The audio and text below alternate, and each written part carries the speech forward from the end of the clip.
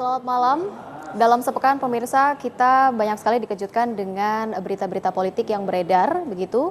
Informasi terbaru terkait dengan Partai Golkar yang baru saja memenangkan putusan di Mahkamah Agung, dan juga ada beberapa berita yang cukup mengejutkan begitu di ranah politik kaitannya dengan korupsi, koalisi, dan juga hal-hal lainnya. Kita akan membahas lebih lanjut pemirsa di Talk 2 News pada malam hari ini. Saya Rizka Indah. Namun sebelum itu ada beberapa informasi yang akan kami hadirkan ke hadapan Anda pada malam hari ini terlebih dahulu kaitannya dengan 1 tahun pemerintahan Presiden Joko Widodo dan juga Yusuf Kala yang memang masih banyak atau masih diwarnai juga dengan berbagai macam aksi pro dan kontra, kemudian juga kericuhan dan polisi yang terjadi begitu saat unjuk rasa di Solo, Jawa Tengah. Dan memang kericuhan yang terjadi saat masa pengunjuk rasa dari Badan Eksekutif Mahasiswa atau BEM Universitas 11 Maret Surakarta ini berniat untuk membakar ban di kawasan Geladak Solo Rabu siang tadi. Dan Anda lihat aksi tarik-menarik ban dan juga bensin mahasiswa dan polisi pun tidak terhindarkan. Polisi berhasil untuk merebut ban dan botol yang berisi bensin. Dengan pengeras suara, polisi pun meminta untuk mahasiswa tidak melakukan aksi bakar ban tersebut. Dengan beberapa tuntutan, diantaranya terkait dengan usaha perbaikan dan pertumbuhan ekonomi, serta membuat kebijakan yang pro rakyat. Para mahasiswa atau pengunjuk rasa ini juga menilai bahwa political will dari pemerintah masih sangat kurang. Di samping juga kurangnya reformasi birokrasi yang dilakukan oleh pemerintah.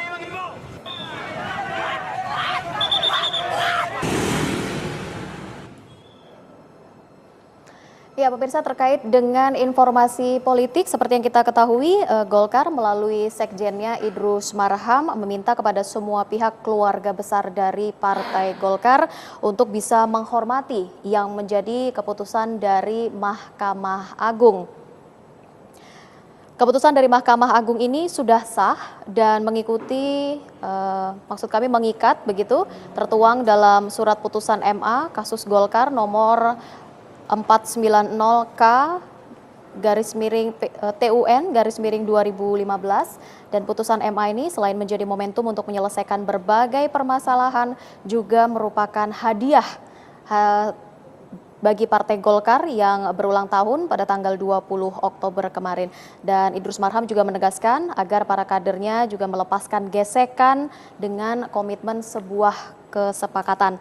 Antara lain yaitu menghormati proses hukum, dan siapapun nantinya yang menang harus mengakomodasi yang kalah tanpa mempelopori untuk membuat partai baru. Putusan Mahkamah Agung itu adalah merupakan kemenangan bagi seluruh keluarga besar Partai Golkar.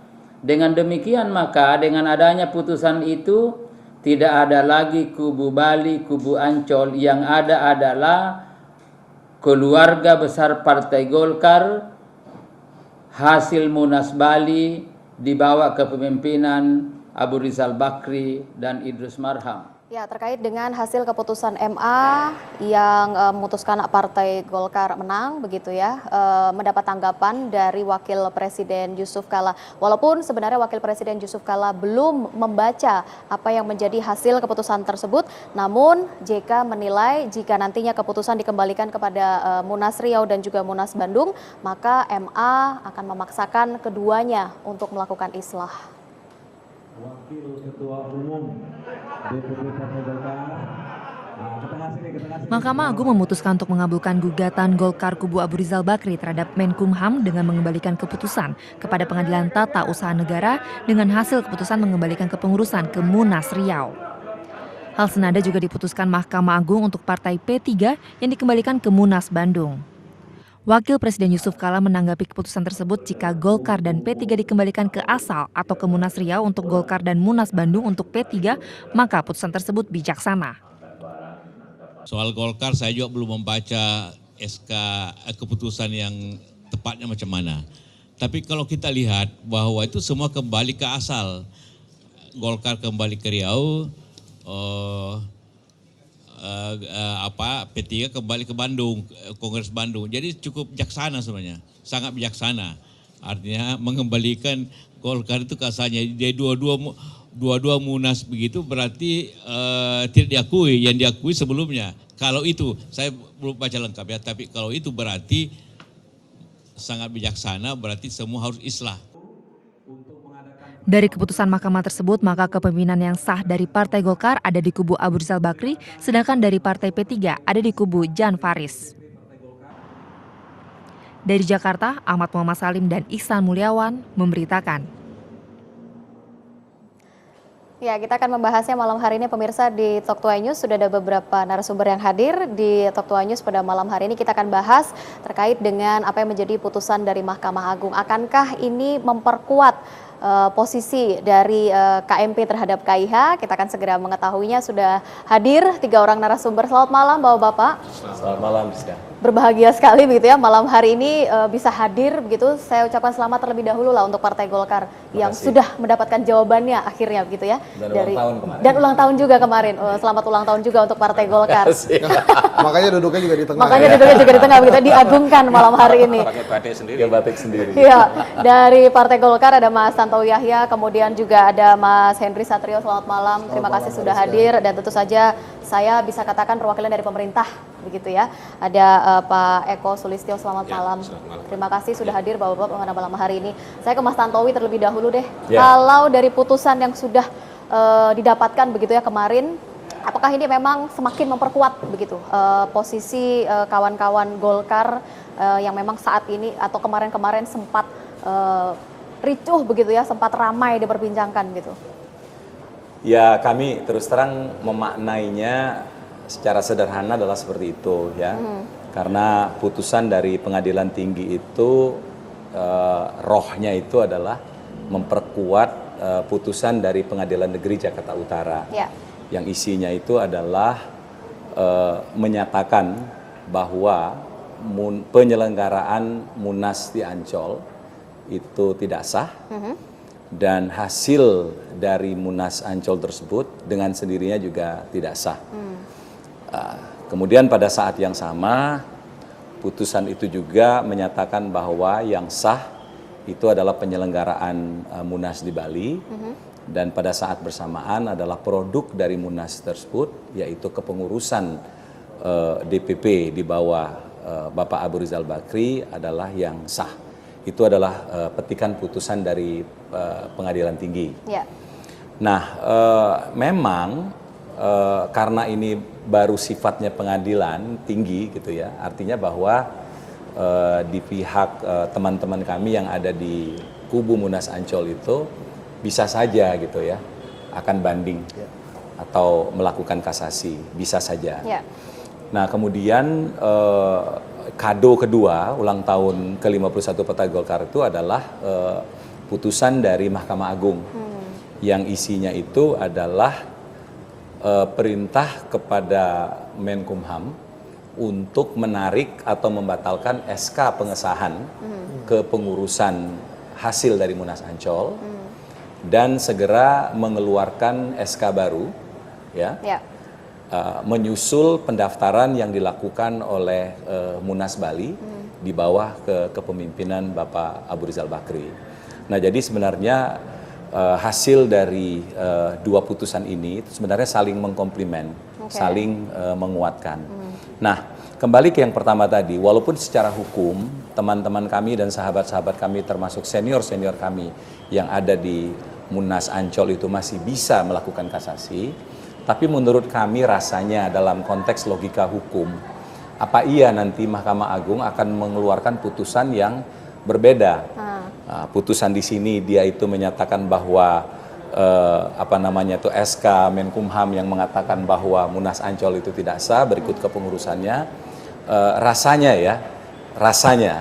mustahil kalau misalnya kasasi kemudian MA kemudian membuat putusan yang mengatakan bahwa Munas Ancol itu sah. Oke, berarti sudah ada keyakinan kuat begitu ya bahwa ini adalah keputusan terakhir sebenarnya yang didapat oleh ya, kita Partai harapkan Golkar. demikian, Rizka, karena kita ini sudah 1 tahun lebih menghabiskan waktu kalau sepak bola itu pada lapangan tengah, kutak-atik sendiri ya. Sementara tim-tim lain itu sudah bikin gol, sudah melakukan penyerangan. Kita ini masih kutak-atik lapangan tengah, lihat ke belakang begitu ya.